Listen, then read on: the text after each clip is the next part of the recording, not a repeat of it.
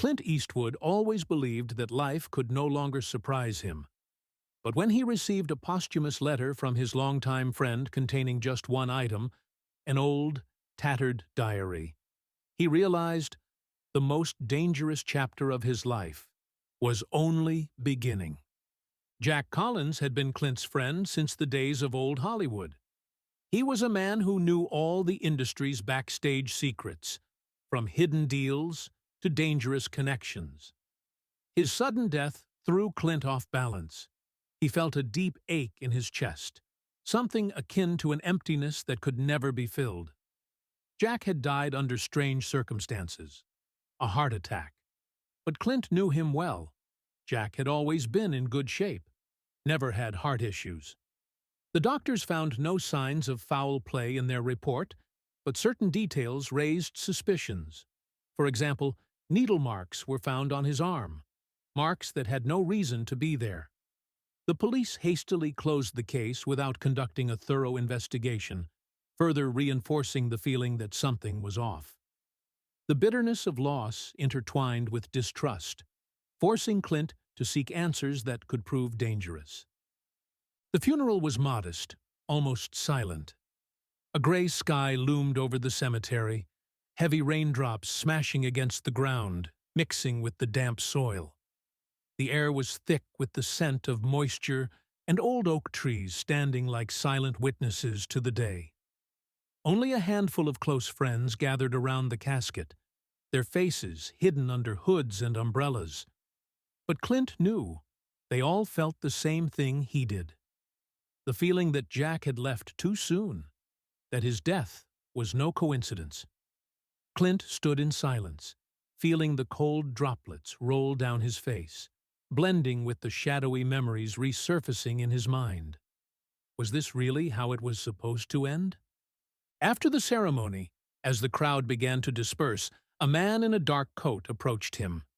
His eyes were hidden beneath the shadow of his hood, his voice hushed, almost a whisper. "He wanted this to reach you," the stranger said, in a low, slightly hoarse voice. His face was partially obscured by the hood, but Clint noticed the tense features, wrinkles near his eyes, signs of exhaustion or years of worry. His fingers clenched the package tightly, as if he were handing over something extremely important, something that should not fall into the wrong hands.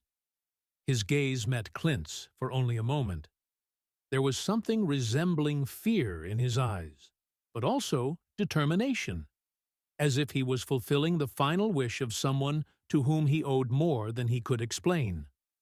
Then he vanished into the crowd, leaving Clint alone with a mystery yet to be unraveled. When Eastwood unwrapped it at home, he found an old, worn-out diary. The first page contained a single sentence, written in a shaky hand. "If I'm dead, it means they found me." Clint felt his throat tighten. His fingers gripped the frayed cover tighter, as if trying to hold on to the ghostly connection with his friend. Jack had always been careful, always played by the rules. If he wrote these words, it meant he knew his time was running out. And now, Clint was holding not just a diary, but possibly the only clue to a truth someone desperately wanted to keep buried. Questions swarmed in his mind. Who were they? What had Jack discovered? And most importantly, was he next? Clint flipped through the pages. The entries dated back to the 1970s. Dates, places, names, snippets of conversations. It all looked like notes from someone tracking something big. But the most intriguing part was at the end. The final entry was dated 3 days before Jack's death. "I'm close. Everything leads back to that night in 1978. If something happens, Clint must know the truth." What had happened that night? Why had Jack decided to write about it now? And who exactly were they? Clint began going through the records. One of them contained an address in Los Angeles, a rundown, abandoned building that had once been used as a film studio. In the 1970s, It had been the site of major box office hits, but one day it was suddenly shut down. The reason? Officially, bankruptcy. But among Jack's records, there were notes about a mysterious meeting that had taken place in that building, after which several well-known figures had either disappeared or died under strange circumstances. Eastwood decided to check the place out. His heart pounded as he approached the old structure, shrouded in darkness. He stopped in front of the entrance and took a deep breath. The air was damp, carrying the scent of decay and long-abandoned space. Each of his footsteps echoed dully through the empty hallways. He watched as dust swirled in the air at the slightest movement, and long cobwebs hung from the corners like shadows of forgotten events. Fear crept up on him, wrapping its cold embrace around him. He had to remind himself that he wasn't the kind to back down. But the thought that he was walking into a place where someone had once died refused to leave his mind. When he reached the basement, his fingers trembled slightly. He carefully ran his hand along the wall, searching for a switch, but the electricity had long been cut off. Only the dim beam of his flashlight cut through the darkness. Clint felt the chill seep into his skin. And then he saw them. Old film reels. Reels dated 1978. He carefully picked one up. His hands were tense, his breathing quickened. He realized this wasn't just some relic of the past. This was a key to a truth that had been buried for decades. Realizing he had stumbled upon something truly dangerous, Clint grew more cautious. He understood that someone from that old conspiracy was still making sure the truth remained hidden. And if they had already found Jack, Clint might be next. Clint returned home to find his front door ajar. Someone had already been inside. His heart lurched painfully, and a cold sweat broke out down his spine. He froze for a moment, forcing himself to breathe evenly. His thoughts spun in a chaotic whirlwind. Was this just a coincidence, or did someone know what he had found? The darkness inside seemed unnaturally thick. The air was heavy, as if someone had just left the room. He peered into the shadows, expecting any sign of movement. Clint felt his instincts sharpen. His legendary composure forced him to gather his thoughts. He knew that panic was exactly what whoever left the door open was counting on. He glanced around, searching for signs. Were there footprints? Was anything missing? His fingers curled into a fist. If this was a threat, he accepted it. But if it was a warning, then who was warning him? And about what? Silently, Clint pulled out his phone and took a picture of the footprints on the floor. He had no weapon, but he had his mind. Grabbing the journal and the film reels, he slipped out through the back door and vanished into the darkness. His next step was clear. He had to find a place to watch the reels. He remembered an old film studio that had once been used for editing. It was half-ruined, long abandoned, but the equipment there might still be functional. It was the perfect spot, remote, with no prying eyes. Tension mounted as he drove. He knew he was about to uncover something significant, but he wasn't sure if he was ready for the consequences. When he arrived, the old building looked even more ominous than he remembered. Inside, the air smelled of dust and film. Cabinets had been overturned, as if someone had recently been searching for something important. Clint's heartbeat pounded in his chest. He had no idea what to expect, but deep down he knew. These reels could change everything. He placed one into an old film projector, and the soft whirring of the tape filled the room. Slowly, blurry images flickered onto the screen. He held his breath. What he saw shocked him. He couldn't believe his eyes. The camera was hidden behind heavy curtains, capturing the scene from a concealed angle. On the film were people he recognized instantly: famous directors, actors, even a few politicians. They were seated around a circular table in a dimly lit room, speaking in hushed tones, their tension palpable. Clint turned up the volume on the projector. Their words made his blood run cold. He froze for a moment.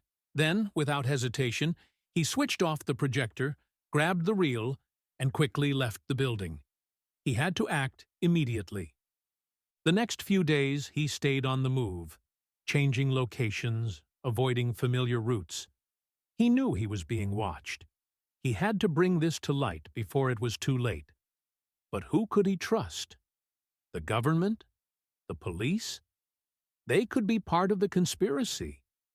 The only option left was the press. He reached out to a few old friends who worked at major newspapers. They agreed to review the material, but demanded proof. Clint handed over copies of the reels, keeping the originals in a secure place. Now, all he could do was wait. And then, it happened. The news exploded like a bomb. Headlines screamed, "The Hollywood Conspiracy of the '70s, Hidden Murders and Corruption." Secret meetings of the elite. Who controlled the film industry from the shadows? Eastwood exposes the truth behind his friend's death. The world knew everything now. What Clint had seen on those reels could no longer be hidden. Jack had died because he uncovered a conspiracy that had been buried for decades. He was killed by those who feared exposure. And now, the truth was out. Clint recalled what he had heard on the recovered tapes. "This must never leave this room," said one of the men, Director John Brown, holding small bags of drugs in his hands. His voice was cold, firm. "If this gets to the press, we're all finished." "Jack knows too much," another voice murmured. "He needs to be stopped." They had decided to get rid of him. It was a conspiracy that had begun in the 1970s. In that room, decisions were made that could have altered the course of history. And Clint's friend had become too dangerous for them. In the 1970s, Jack had been working on a series of investigative reports about Hollywood's dark side. He uncovered a massive drug smuggling network, controlled not only by crime bosses, but also by prominent directors, producers, and even a few actors. Some of the most famous Hollywood films had been financed with money from the illegal drug trade. Jack had learned too much. He gathered evidence, documented schemes, and tried to find witnesses. But one day, he realized he was being followed. The warnings were subtle at first: a broken lock, strange phone calls, shadows outside his window. But then the message became clear. Either he disappeared, or they would make him disappear. He was killed just as he was about to expose the truth.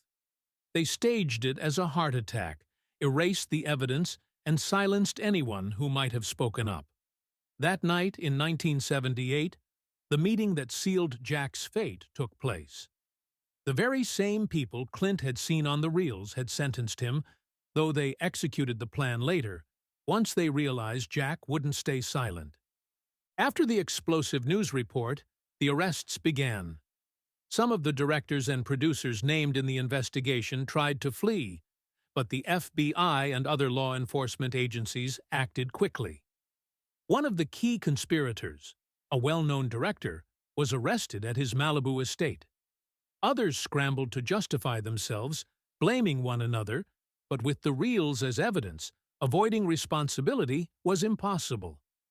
Some of Hollywood's biggest names faced trial, and the film industry suffered the worst scandal in its history. The sentences were harsh. Several renowned directors received life in prison for organizing the criminal scheme, while others were sentenced to 10 years for aiding and abetting. Careers were permanently destroyed, studios suffered enormous financial losses, and the public began boycotting films connected to the accused. It took Hollywood years to recover its reputation, and new laws mandating financial transparency in film production became a requirement. As for Clint, he knew this victory had come at a high price. He had become a target. His life would never be the same. More than once, he noticed suspicious people near his home, and the unanswered phone calls continued.